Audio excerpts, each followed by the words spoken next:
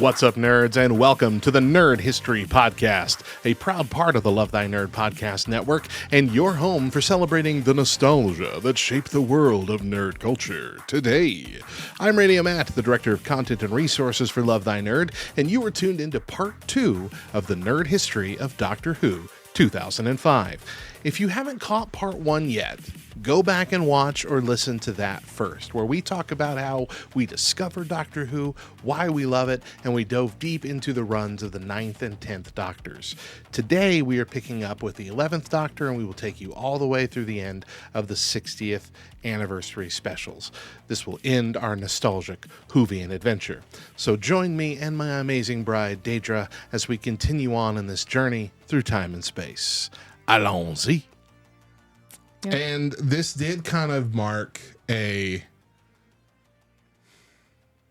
not a revival because it's still the same show. It's not a reboot because it's still the same story, but it was a change of tone. Let's put it that way. Okay.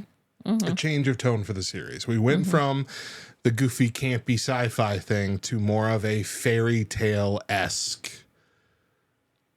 story. Yeah. Like, still a science fiction fairy tale, but it had a more, like a loftier feel to it, a more almost romantic style. Not like love romantic, but, you know, just that feeling that you have. Like, this is a fairy tale. This is a fantasy novel, you know, kind of thing. Mm-hmm. And it's all about him crashing in the yard of a little Scottish girl, and starving to death and trying to figure out what he likes to eat. It was a brilliant first scene of him like recalibrating his body, new tongue, new taste buds. He doesn't know what he likes. Everything that he is given, he throws out or throws into the garbage or throws into the sink, yells at, screams, and finally settles on fish fingers and custard, fish sticks and custard. Ugh, gross. And they're eating it. They're both eating it right there on camera, and it's real. But Matt Smith actually became almost just as beloved as David Tennant. His companion, who that little girl would actually become grown woman later in the episode, Amy Pond. He promises little girl Amy, I'm going to come back. We're going to go on a grand adventure. And he does what the Doctor does and gets the timing wrong. And he's back 16 years later or something like that. I don't remember. A long time. 10 years? Long time. 10 Might years have been later. 10. Yeah. Yeah. And yeah. And so she's known as the girl who waited. The girl who waited. Who we eventually find out has been talking about the Doctor her whole life, and everybody in her family thinks she's crazy. And you're like, look, you had an imaginary friend. We get it. Stop trying to make us believe it was real. We also meet Rory Williams in this episode, which is her fiance. Amy Pond and Rory Williams, fantastic characters. We get a lot of them together over the course of the next 3 seasons series. But early on, it was mostly just Amy. And that first episode was the first season was kind of about her freaking out because they were going to get married the next day. Oh, You remember that? right. They were going to get married the next day, and she was panicking. And so she was like, her "Let's running off with the leave." doctor. Her running off with the doctor, realizing she could come back the day before the wedding or the day of the wedding and it would be fine. And even kind of hinted that she wanted a fling, a last fling before being tied down with the doctor, which did never happen. We got to see the return of the Weeping Angels in this season with the 2-parter, The Time of the Angels and Flesh and Stone. This was also the return of River Song. First time we got to see River Song with Matt Smith. Matt Smith would be the main companion with River Song's whole storyline. Beautiful and scary episodes, but the overarching storyline in this season was the crack. Oh, the that's crack in the wall. You had a crack on your wall. Thank you. I still do. Yes, you got me. Or did you get it for me? I got it for Yeah, you. you got me the sticker. It was like a vinyl sticker thing. Yeah, it was on. It wound up on a bucket we still have somewhere. Okay. The red bucket. I was like, we had it on the wall at our other house. Yeah. Yeah. Anyway, it's this crack in the wall, and it's basically a crack in time. Yeah. And eventually that crack keeps growing, and whatever the crack sucks into it basically never existed. People forget it happened. Right. Rory gets sucked into the crack. I am not leaving him. We have to help him. The light's already around him. We can't help him. I am not leaving him. We have to. No! I'm sorry. Get off me! Sorry. Get off me! No! No! And he gone. Yeah. And the doctor was trying to figure it out the whole season. It was good. But then it ended with the Pandorica. The Pandorica opens and the Big Bang. And this whole series is also about what happens when the Pandorica opens. They think that the Pandorica, which is this big Pandora's box kind of machine, when it opens, it's going to unleash a great evil. That's like the big fear. And then we find out, no, it's every villain in the universe coming together to shove the doctor into it. A big trick that he falls for and gets shoved into it because they think it's his fault the universe is disappearing, the stars are disappearing, the crack is sucking up everything. They blame him. And so we see the who's who of Doctor Who bad guys who normally can't stand each other all together for one cause. Put that doctor in that box. Are you lot working together? An alliance? How is that possible? The cracks in the skin of the universe. Very fun episode. After that, the second part where they open the box and Amy's inside. And we have to figure out how all that happened. So it's like this time jumping back and forth episode. I remember It's very that. beautiful. Rory is back in this episode as well. I'm not going to go into that whole complicated way that happened. River is also in these episodes. Like, it's very fun. It's also where he gets his first appreciation of a fez. What in the name of sanity have you got on your head? It's a fez. I wear a fez now. Fezzes are cool. Fezzes are cool. But one of the best episodes of this season, Vincent and the Doctor, where the Doctor takes Amy back to meet Vincent van Gogh. Gough, as they say in the Brits. Yeah. Probably one of the most heartbreaking episodes. And it doesn't directly address it so much, but it's basically a story about mental health. And how, you can't just flip a switch. Having a couple good days isn't going to fix things. It's heavily implied that Vincent van Gogh is very depressed, struggles with that mental health issue, which of course is implied by his actual life as well. But we see this exhibit of all his actual paintings in the present. And they go back and meet him, and they befriend him and get him excited again. They bring him briefly to the future to see that exhibit, to show how not only do people like his paintings now, but even the guy at the exhibit is overheard by Vincent saying that he thinks that Vincent van Gogh is the greatest artist of all time, greatest painter that's ever lived. Go back, take him back, say their goodbyes, rush back to that art exhibit, and Amy is sure there's going to be hundreds more paintings. And there's not. There's not even another one. And that's a heartbreaking ending. Yeah. To a very beautiful episode, though. But had a deeper message that they didn't, like I said, didn't outright say, but it's pretty clear. And it was a good one. Yeah. They handled it well. But strong fairy tale aesthetic and tone shift compared to the Russell T Davies era. This was when Stephen Moffat took over as the head of creative for this whole series. Series 6, we had Amy and Rory being pretty much the companions every episode now. Okay. Because they had gotten married at the very end of that previous season. And so now they're married. They're the pawns.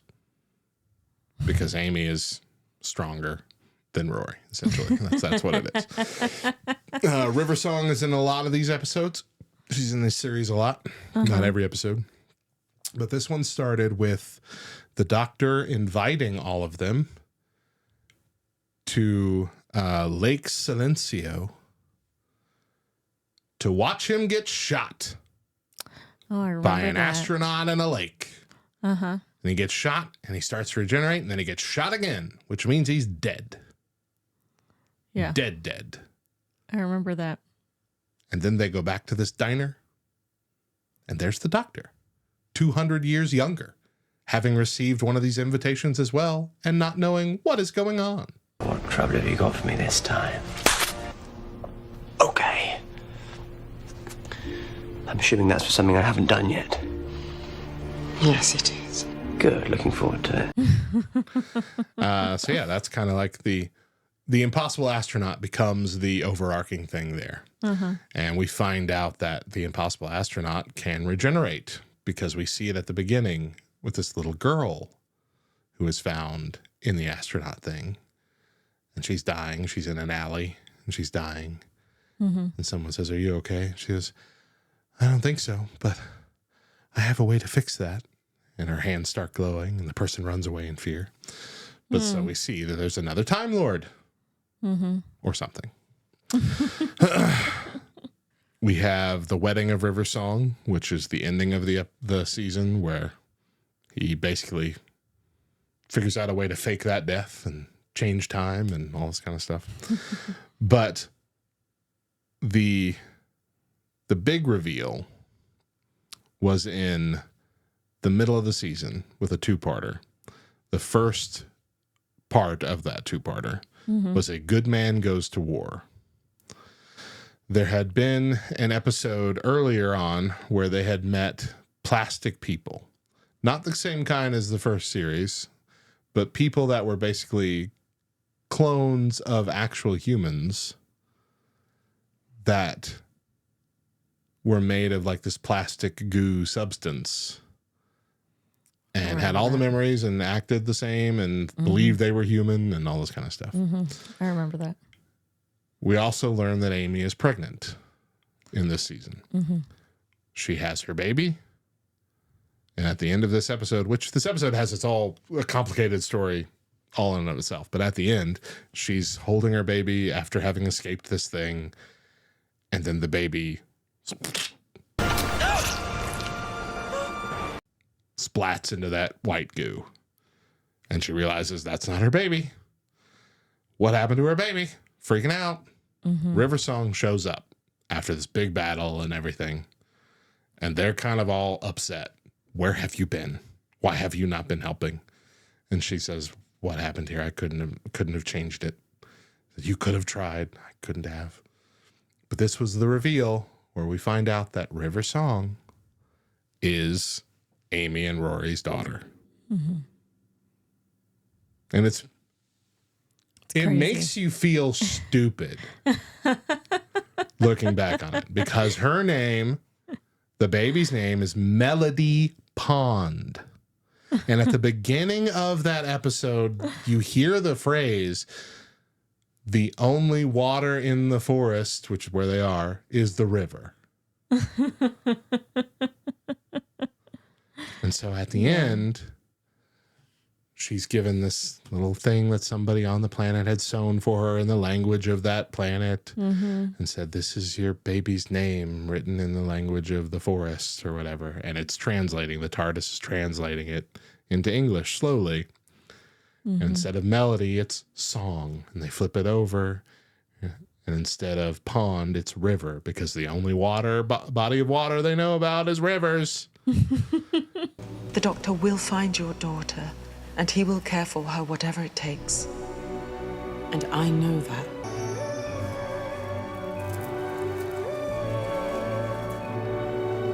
It's me. I'm Melody. And so melody, pond, river, song. Yeah. Beautifully done. Crazy. Yeah. Beautifully done. Mind-blowing moment. Second most popular thing I try and find people reacting to on the internet.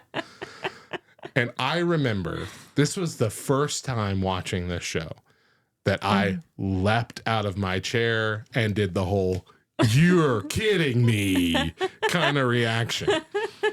Like, whoa, what does this mean? The implications. Where do we go from here? Yeah. Super crazy. Second part, let's kill Hitler. Where we basically follow River Song's journey. She is the little girl that regenerates.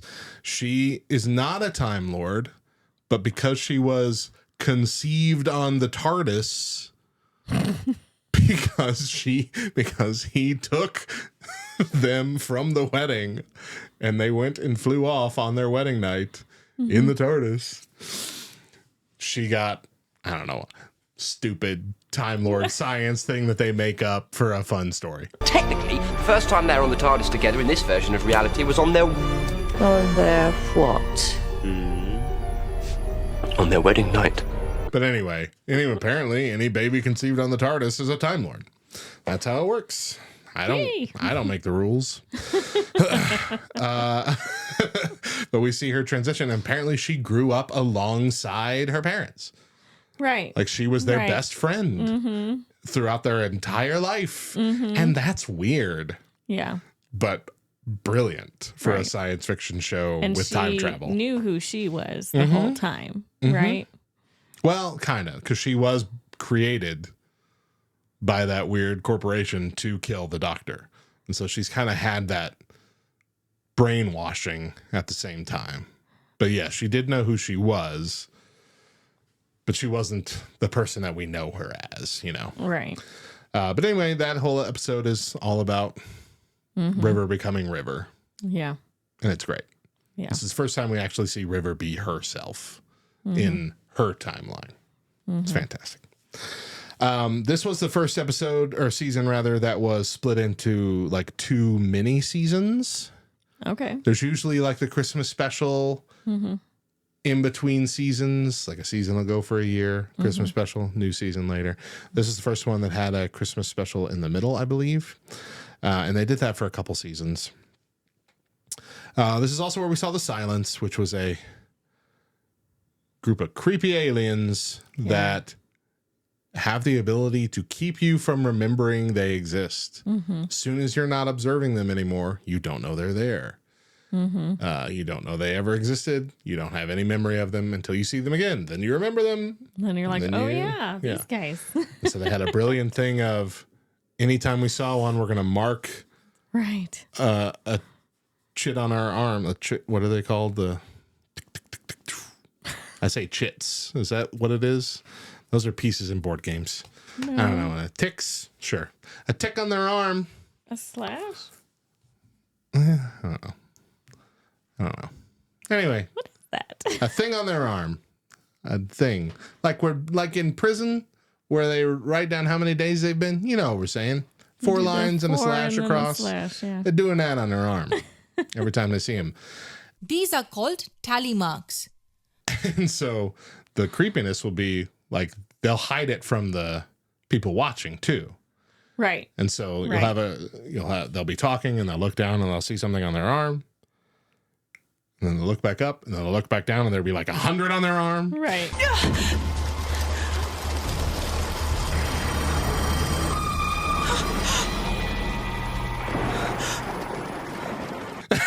And so that's like the terrifying, oh Right. gosh, Right. ominous, brilliant stuff. Series 7, still Matt Smith. This is the one that's kind of split in half again, where we get Amy Pond and Rory for the first half. And then we see Clara Oswald, played by Jenna Coleman, who is introduced 3 different times in this season. So first we get the Impossible Girl, which is a girl that we find out is stuck inside the head of a Dalek. So Like the And whole they don't realize the whole that episode, they for a think that while. she's trapped somewhere in this station or whatever, and they're trying to get her out. And then they finally find her, and she's a Dalek. Like her consciousness is in a Dalek, but she thinks she's a human. Yeah. She thinks she's in a room, but she's not. She's in a robot. So that was the first time we met her. Then we meet her in the Christmas episode, which is halfway through the season. In the past, under a slightly different name, I remember that. with living snowmen. Doesn't matter. Then we meet her again in the present day. So we had her in the future, we had her in the past, now we have her in the present under another slightly different name. And I think the Doctor initially thinks that they're all related, but then no, this is the same person. Right. How is that possible? Right. A mystery to be solved, indeed. But this was also where we saw the farewell of Amy and Rory, who is probably outside of Martha Jones just leaving, it's probably the best ending for companions. They are taken by the Weeping Angels, but they're taken together. Eventually, anyway. Like, he's taken first, and then she voluntarily gets taken to live the rest of her life with Rory. But it's implied through the tombstone that they found with Rory's name on it, and then eventually Amy's, that they went to the same place and lived until they were very old. Lived a life. Yes. And so it's nice. Yeah. Not the Nice worst and of sad. endings. Nice and sad, but not the worst of endings. There's a whole thing about that. Statue of Liberty's a Weeping Angel. Oh, yeah. It was a lot. It was good. A lot of good stuff. A lot of time travel nonsense. Very good stuff, though. Yeah. And River's in this one, too. Like, it was weird seeing River after that big two-parter. Because that big two-parter felt like a culmination of her story. And then she showed up here and like, oh, yeah, you're still here. We're still going to see other parts of your life. Right. But it just felt weird. It felt like a lot. And it was. But then we had the Impossible Girl. We had Clara, who like immediately learns the actual name of the Doctor by looking at a random book in the TARDIS. Like, that seemed careless of the Doctor. Like, she walks by and then sees this book open and looks at it and goes, oh, that's who. What? You can't just do that. There was a whole thing. A whole thing about the name. How he couldn't reveal that to anybody unless they were getting married. Like, that was the deal with David Tennant the first time we see River Song. There's only one reason I would ever tell anyone my name. There's only one time I could. Shh now. 3, Spoilers. 2. And dies. But anyway, this kind of leads up to the anniversary specials, which this would be the 50th anniversary of Doctor Who. Happened in 2013. Wow. And so this was basically a 3-parter kind of thing. So they had the name of the Doctor, which this is where we see how there are so many different versions of Clara Oswald. She actually walks into the tombstone, quote unquote, which is really this energy pile of all of the Doctor's lives on Trenzalore, walks into it, and it splits her up into a dozen different people. And we go back and see all these different images and footages of her helping the Doctor, every version. Every version of the Doctor, including the very first Doctor, who she says, don't steal that one, steal this one. The navigation system's knackered, but you'll have much more fun. Right. essentially to the first Doctor before the adventures have even begun. Right. Crazy. Clever, weird, retcon, but still fun, doesn't break the canon or anything. We're good. But then at the end of it, we see the one the Doctor never talks about. we see a guy, an older man in a leather jacket, staring off into the distance. And she says, I've never seen that one before. Oh, that's because that's the one I keep hidden. The War Doctor, played by John Hurt. What I did without choice, in the name of peace and sanity. But not in the name of the Doctor. So that's the tease. That's the big tease into the Day of the Doctor, which is the big 50th anniversary special. Now, at this point, we have caught up. Okay. We've watched everything that had already come out, and now we are like waiting. That last season. That I think the most of that that series up to here, we're like ready. We've binged it all. We've caught up with the rest of the world, and now it's the 50th anniversary special coming up. Holy cow. And so I remember both of us watching this like shortly after it came out. Yeah. And it was Matt Smith and David Tennant. Right. Together. Oh, lovely. Right. They had done stuff like this in the original series where they had meetings of the other doctors where they accidentally cross paths. But this was the first time that we got to see it in the modern Doctor Who, the 2005 Doctor Who. Yeah, why'd they wait so long if they did it before? Yeah, I don't know. mean. But I mean, it was smart, though. I feel like they saved it for something cool. And it was a good episode. I've watched this recently. Like, this is the only... we talked about this the other day. I can't watch a thing and not finish it. You know, like if I talked about like I really need to watch Scrubs again. Then I think about, gosh, but that's 9 seasons. Like I even have to watch the season nobody likes. Dr. Cox? Professor. Professor Cox? Actually, it's both. Dr. Professor Cox? Yeah.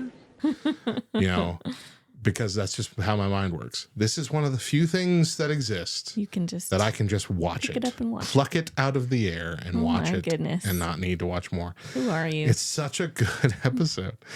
It's all about the Time War. We go back and see who the Doctor was during this time. We learn there was another Doctor already. That technically Matt Smith is the 12th Doctor. And there's this whole deal, which we'll get into, but Time Lords supposedly only have 13 lives. That's the lore.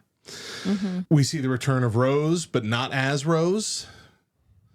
It's like the weapon that he's choosing to use to destroy Gallifrey and thus kill all the Time Lords and all the Daleks at once has a consciousness because it wants you to really know what you're doing. So it essentially tries to talk you out of doing it. And it chooses someone that's very important to you or will be. I chose this face and form especially for you. It's from your past. Possibly your future. I always get those two mixed up. You know, that kind of weird excuse to use someone that this Doctor has never met, but someone that everyone watching will geek out about. And so Rose Tyler is technically in the episode. It's fantastic. It shows that the Time War didn't really happen the way that he thought it was. It changed his whole like lamenting, I'm the worst, I killed everybody kind of attitude into, no, I was the Doctor. Gosh darn it. I think my favorite part of that is the climax where they're like figuring out, you know, how they can generate enough energy to pull off this thing that they're doing. And it turns out that they've been doing it their entire lives. Calling the War Council of Gallifrey. This is the Doctor. Good luck. Stand by. Ready. Commencing calculations. Soon be there. Across the boundaries that divide one universe from another. Got to lock onto his coordinates. And for my next trick, all 12, and they say, oh, it's all 12 of the Doctors. And then someone says, no, sir. All 13. And we just see the close-up angry eyebrows of Peter Capaldi, who's going to be the next Doctor.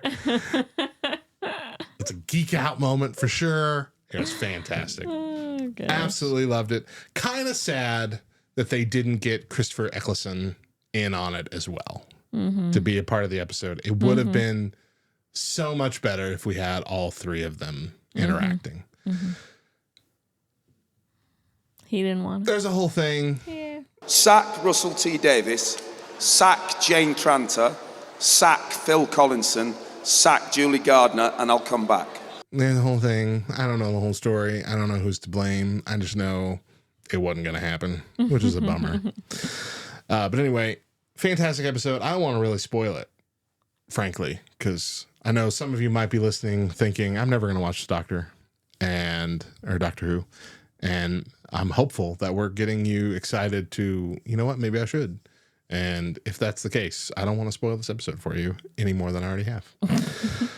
So then we go on to The Time of the Doctor. This is Matt Smith's final episode, and we think might be the final storyline of the Doctor, because we find out that not only does John Hurt count as a Doctor, but also the hand situation counts, because technically David Tennant was supposed to regenerate at one point, starts regenerating, and then just shoots all that excess regeneration energy into the severed hand that he had floating in a bubbling cauldron. And so technically that was a regeneration, and he counts as both the 10th and 11th Doctor. Or I guess technically that would be the 11th and 12th, because John Hurt was technically the 9th.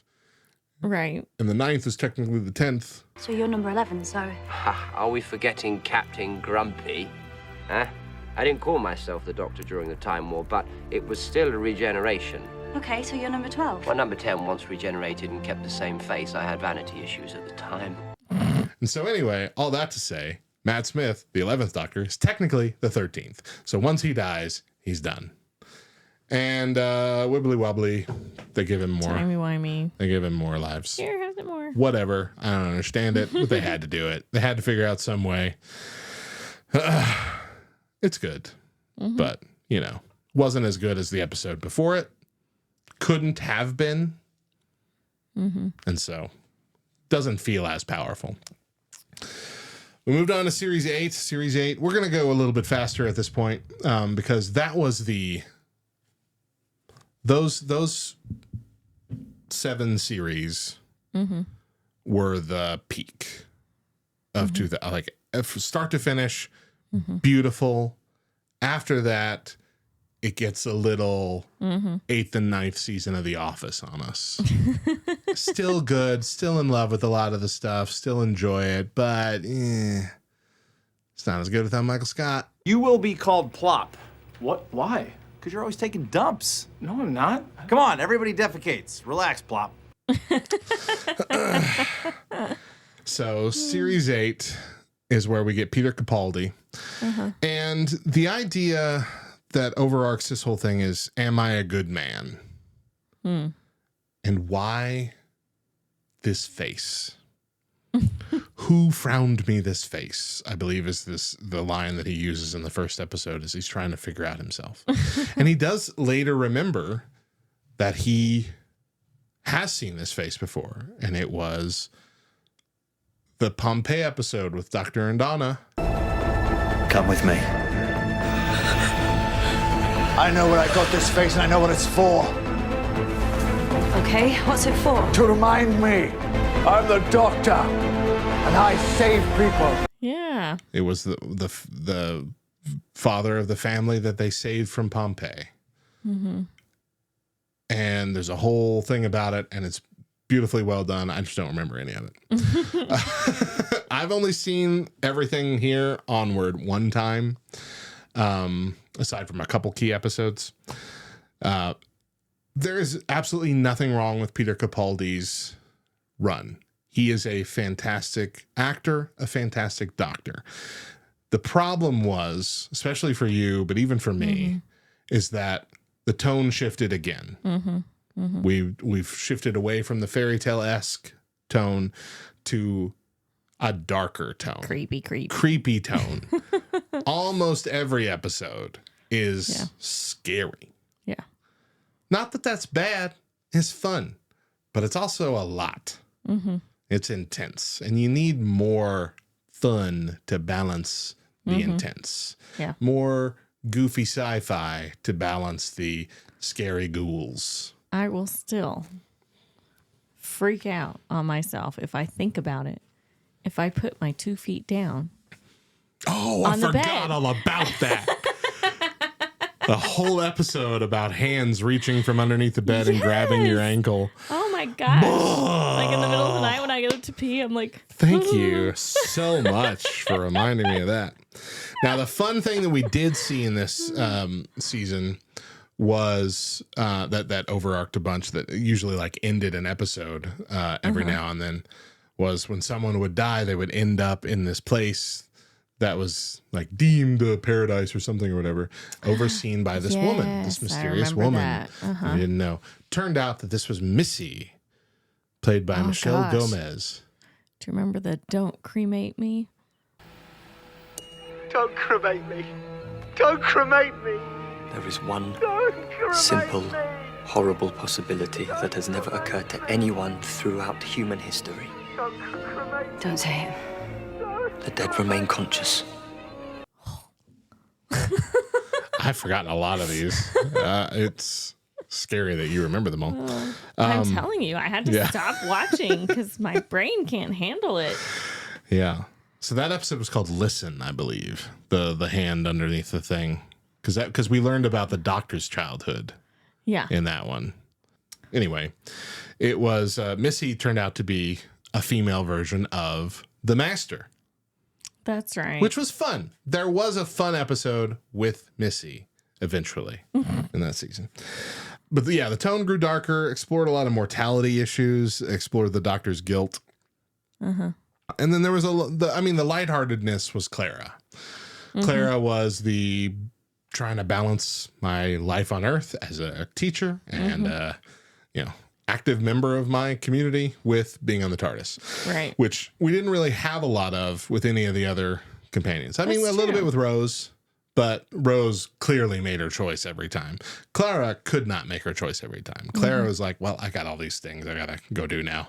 And like, it was fun. It was a fun dichotomy.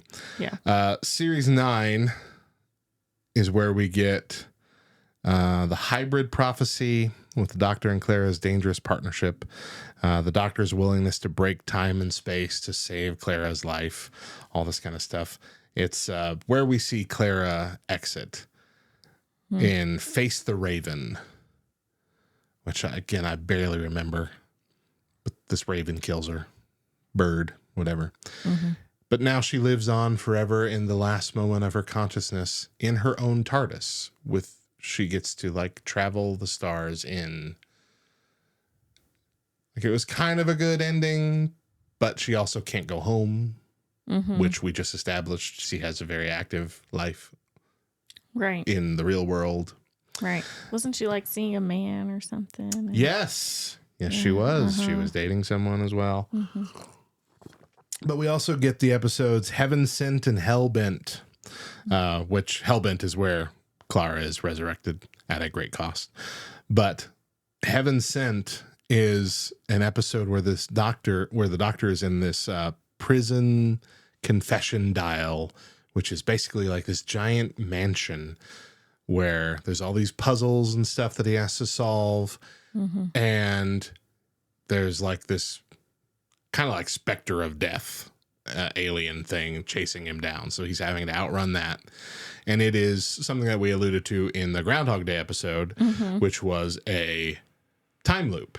Right. And so once he could solve all these things and get to the end, he was at this big glass wall, not glass, but something similar. It looks like salt. It looks like a giant wall of like salt rock. And he's having to punch his way through it over time, little by little, little by little, little by little, drop by drop, punch by punch.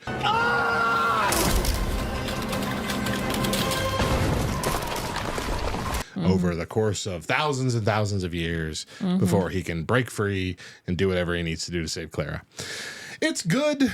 Heaven Sent is widely praised as a masterclass in this single handler storytelling, this one storyline over and over again. It's really good.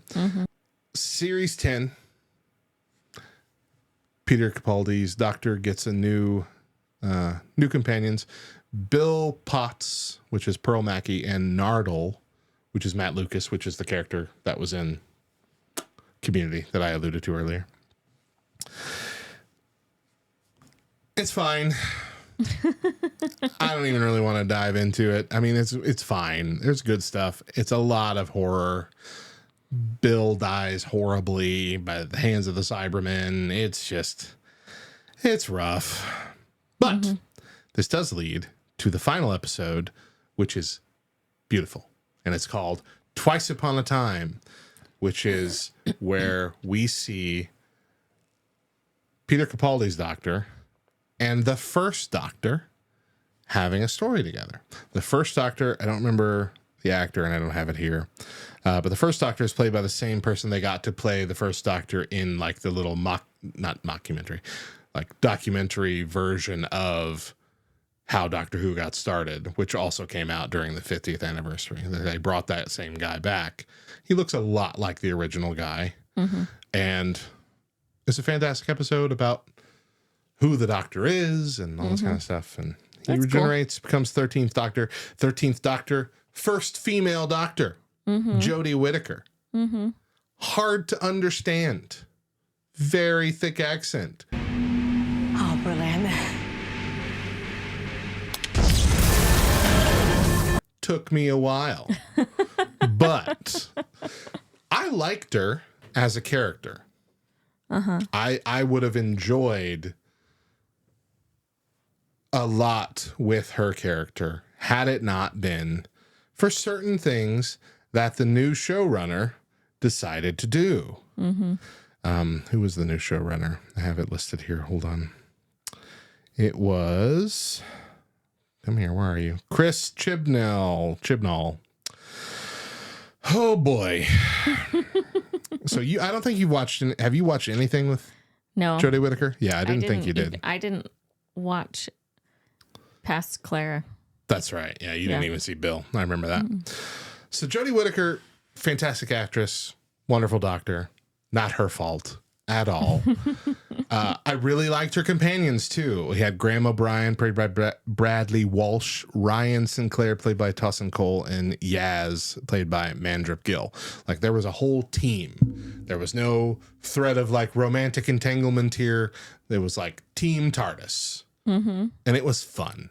It was back to a fun thing. It wasn't super scary. It was more lighthearted. And also they tried to be new about it, at least at the beginning. Every episode was like new things we've never seen, new aliens we've never seen. We aren't just leaning on Cybermen and Daleks over and over again. It's not the Master doing another thing for forever. They did a lot of trying to make this their own version of the Doctor, sort of independent from the others. The problem was they also decided, hey, while we're at it, let's ruin everything we've said previously about how the Doctor existed. Some men aren't looking for anything logical. Some men just want to watch the world burn.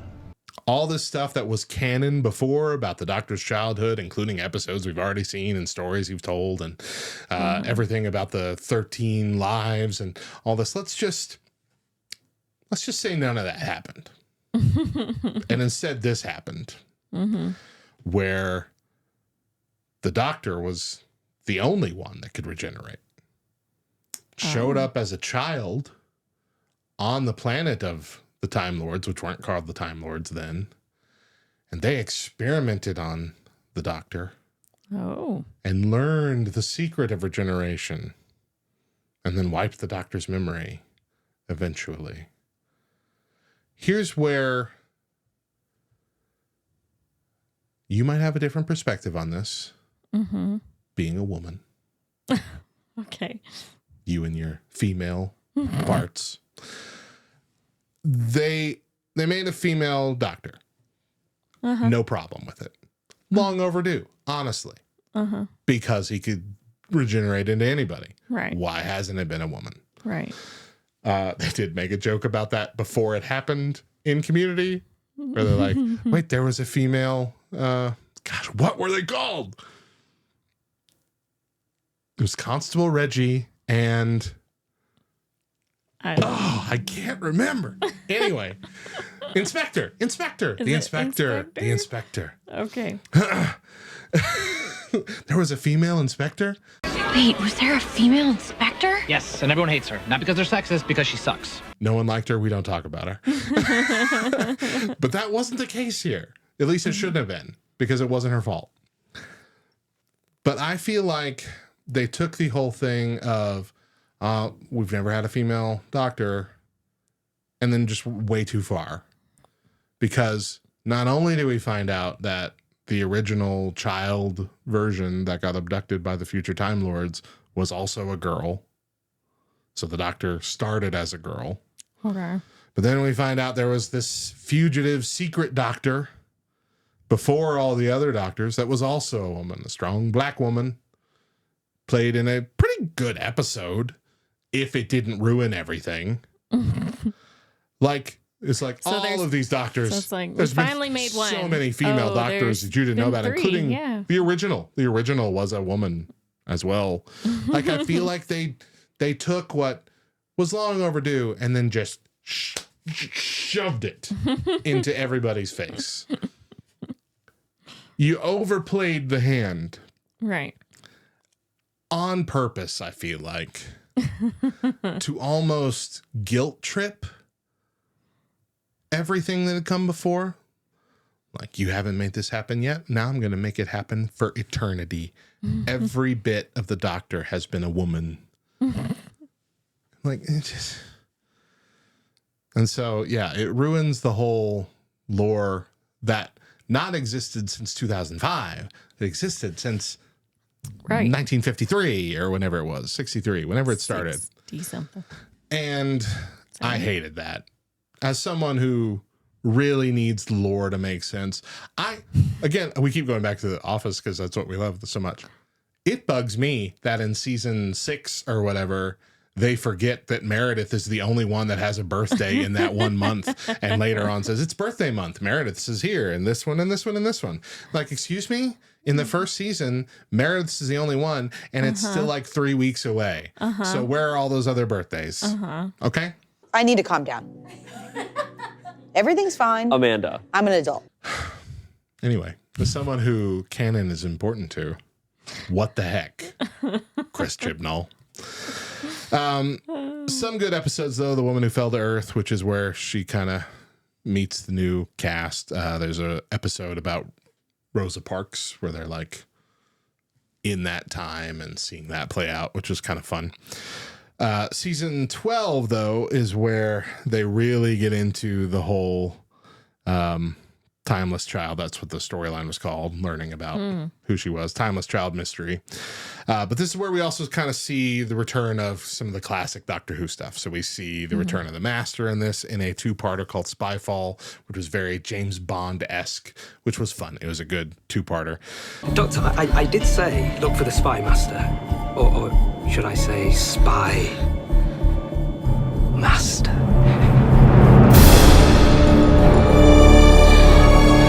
Fugitive of the Judoon is where we learn about the fugitive doctor played by Jo Martin, which she did a great job. She did a fantastic job as the character. Couple Cybermen. This was very Cyberman heavy back half of the season as well. Gallifrey is destroyed again by the Master. The Doctor learns that she existed before the first Doctor as part of the Timeless Child secret in this season. So, yeah. Got a New Year's special called Revolution of the Daleks. Yeah. We lose a couple characters here, but I think just normally they don't die or anything. They just leave. Yaz remains on. And so we get Yaz, and then we get John Bishop joining for Series 13. Now, Series 13 was unique in that I think it was only 6 episodes, and it was all one storyline. It was called Flux. Oh. And so it was about this universe-ending anomaly, orchestrated in part by 2 characters named Swarm and Azure, which this season fixes or doesn't fix a couple things, but adds in a couple things to the new lore about her past. it was supposed to be this big grand thing, and at the beginning it kind of felt like it was, and then it just kind of felt like, what are we doing? We could have done this in 3 episodes. I feel like 6 episodes felt like a lot. Yeah, to tell what wasn't really a complicated story. Right, that's like overall. a 6-hour movie. Yeah, that's long. Yeah, I mean, not even Justice League Zack Snyder cut did that. So, but it was nice to be serialized, have one overarching story like they used to do. Because, like I said, they would do 5 or 6 episodes in the original series. And so this was kind of a nod to that as well. There were some more specials in 2022, which was Eve of the Daleks and New Year's Day in 2022. Easter 2022 had Legend of the Sea Devils. And then autumn 2022 had The Power of the Doctor. We don't need to get into what all of these were about. But the end of The Power of the Doctor, which had a lot of cameos from previous Doctors in this one. It's like she was talking to her inner self, and her inner self kept fluctuating between different Doctors. Got to see Paul McGann, the 8th Doctor, again, which we also, side note, we didn't talk about the 50th anniversary special. On the DVD extra, they had like a mini episode where we got to see Paul McGann, who was trying to save somebody, but it was in the middle of the Time War beginning. And that person was like, you and the Daleks, they're both, the Time Lords and the Daleks are the same. What does it matter? And that person dies. And that was like, we see his like realization that that's true and that this has to end. And like he is also fatally wounded, and so he regenerates into a young William Hurt Doctor, the War Doctor. And like we see his initial beginnings of, you're right, this has to stop kind of thing. And it was a really well done like mini episode that I really wish they had put into a full episode. That would have been a great beginning to the 50th anniversary or something. Right. Anyway, the end of The Power of the Doctor, we see the 13th Doctor regenerate again into the 14th Doctor, who is David Tennant.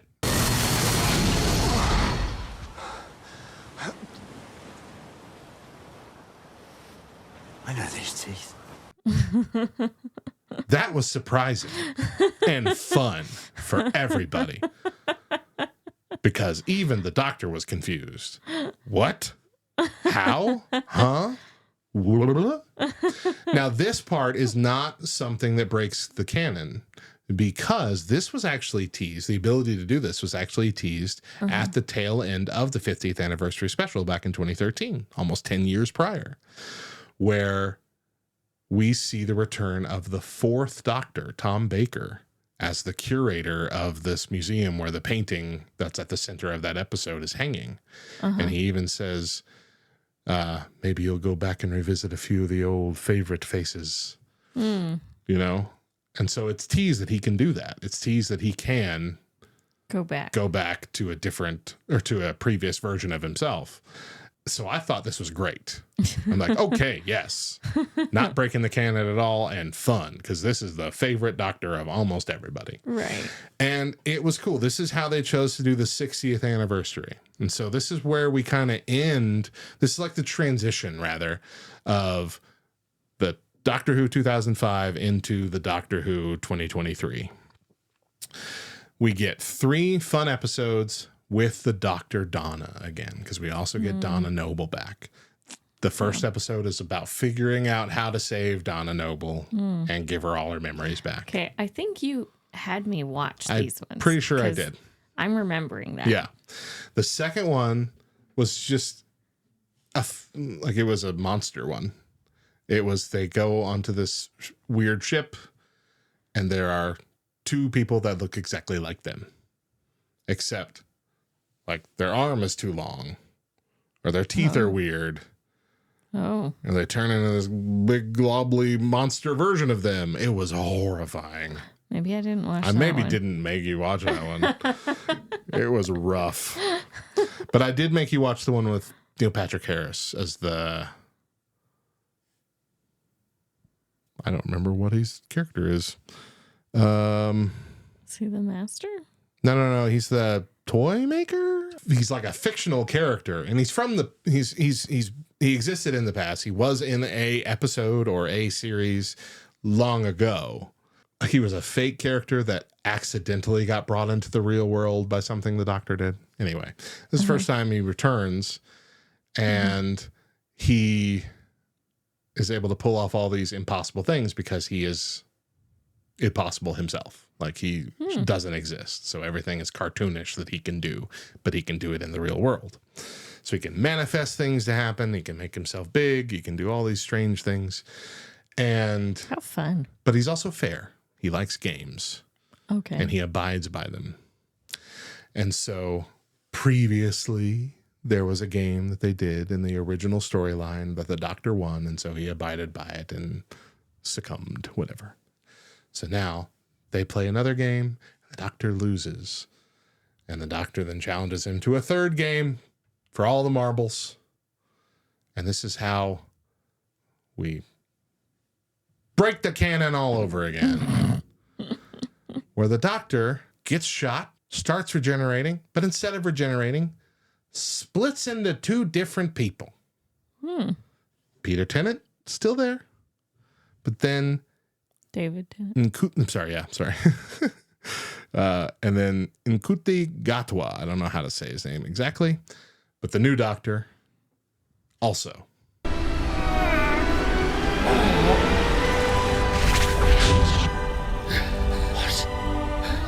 What? No way. They split into two different people. One's wearing a shirt, one's wearing the pants. Anyway, that was funny, I guess. But they're both the Doctor. And so they keep playing the game, but now it's 2-on-1. And there's nothing in the rule book says the dog can't play basketball. And they win, and the guy goes away. Neil Patrick Harris leaves. But now there's two Doctors, and there's still cartoony energy around. And so the new Doctor gets a big mallet and hits the Tardis, and the Tardis doubles. Bing, bing, bing. You won a game, you get a prize. That was a whole fun thing. And so the David Tennant Doctor gets to go off and live his life. And we get a good ending for him because he basically decides to stay on Earth and live with Donna Noble's family. And they're one big happy family. And he'll go off and do an adventure every now and then. But like this is his life now here on Earth with the Nobles, which I think was fitting. Good fitting ending for him. And that's when we go off to the new series with the new Doctor.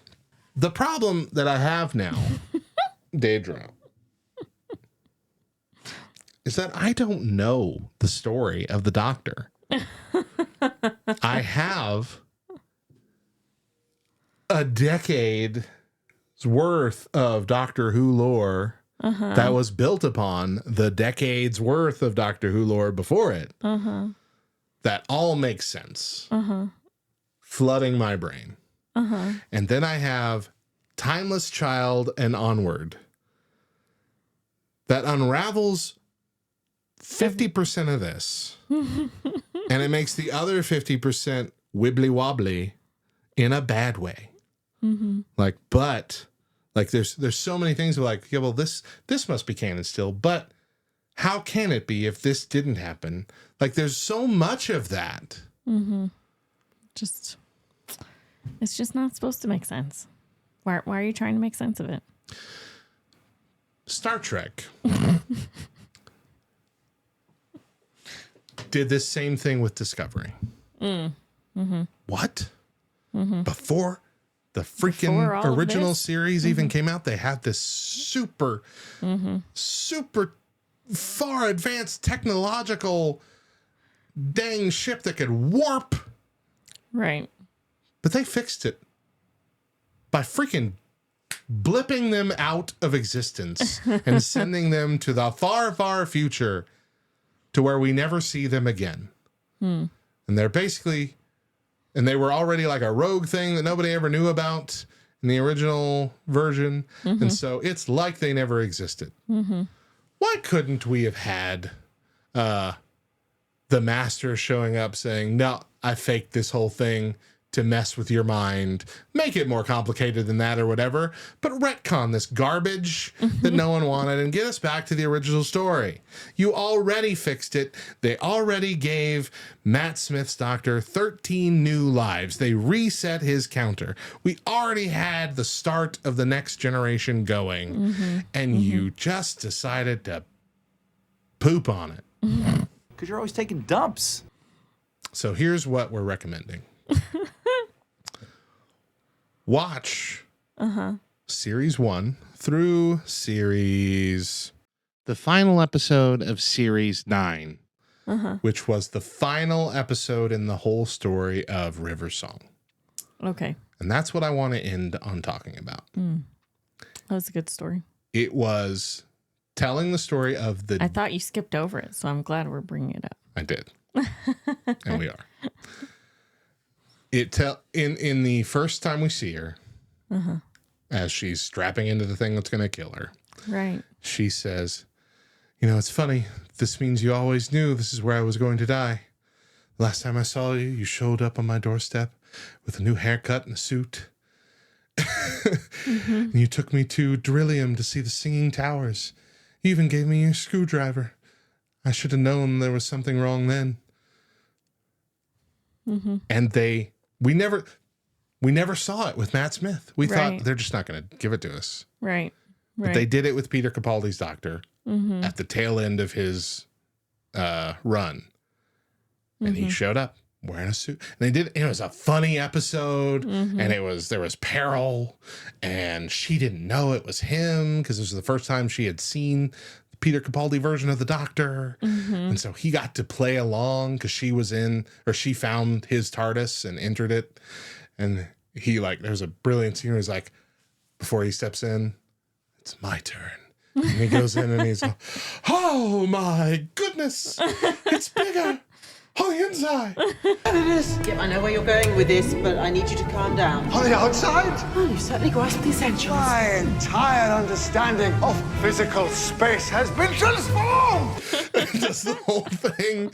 And it was so funny and so heartwarming and so good. Yeah. And then they get to all right, she realizes it's him. That scene was beautiful. Every callback, every line, everything. They wrapped it up so well. And then the ending of them at the Singing Towers and her realizing, their stories that the last time we're going to be together is at the Singing Towers. And there's this just beautiful thing that he says at the time about the Singing Towers and about how when you need it the most, always when you least expect it, there's a song, implying River Song at the same time of the Singing Towers.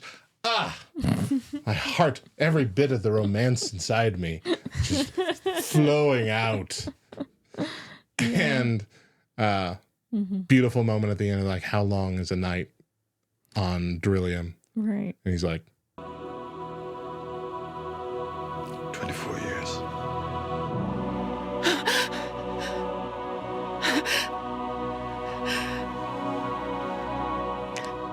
I hate you.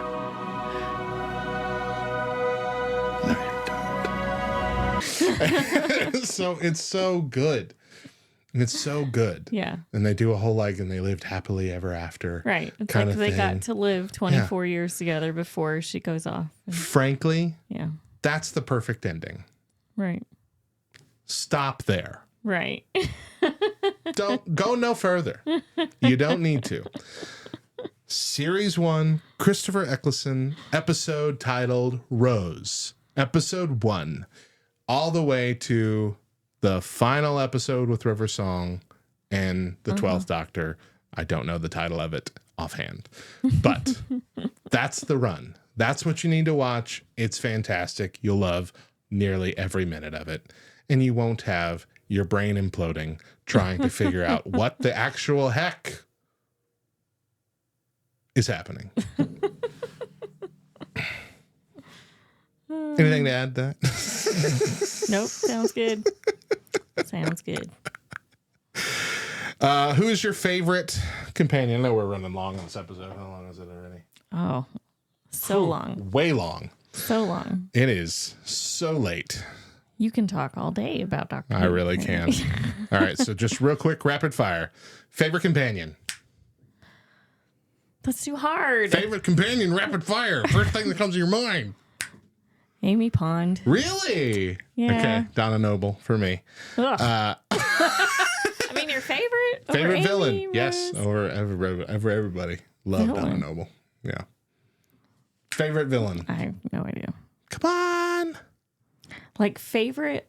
Like they're Favorite. the worst, like creepiest, like No, like the one that is, You're you see the excited. episode, you realize that's the villain. You're like, yes, another one.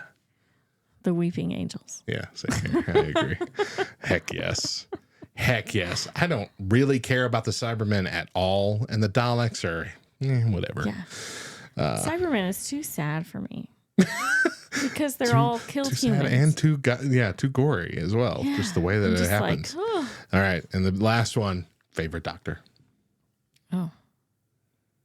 It really comes down to between David Tennant and Matt Smith, right? Right. That's everybody's dilemma. Mm-hmm. They were so good. They were. I don't know. I'd have to go back and watch them. Let's do it. Watch along. You know I don't like to pick favorites. You don't. And I'm proud of you for getting this far. I'm going to say David Tennant. I love the wackiness of him as a person. I love that the gimmick of for his whole run was that he made all these weird gadgets that did weird things. This is my timey-wimey detector. Goes ding when there's stuff. He doesn't explain any of it. It's always great. Yeah. All right. Well, we've talked forever. And if you've made it this far, you are a real one. And we love you. Subscribe to the Nerd History Podcast via our YouTube channel, youtube.com/@nerdhistoryltn. You can also follow us on Spotify, Apple Podcasts, and all that if you just like the audio version because you don't like looking at us, which is... It's fine. It's hurtful. You know, I'm okay with whatever. We also have our daily Today in Nerd History video, short and article that comes out every day on YouTube and TikTok and lovethatnerd.com/nerdhistory. Mm-hmm. The show will be back in April. Deidre's going to take the month off as I am instead joined by my Two Words counterpart, John Berkey, as we will take a look at the showcase of the Immortals, WrestleMania. But until then, I'm Radio Matt. And I'm Deidre. And remember, in the past, present, and future. Jesus loves you, nerds. Boy, that never felt more in tune with the episode than it did today. True, right? Wow. That's a good one. Yeah. In all of time and space. Jesus loves you, nerds.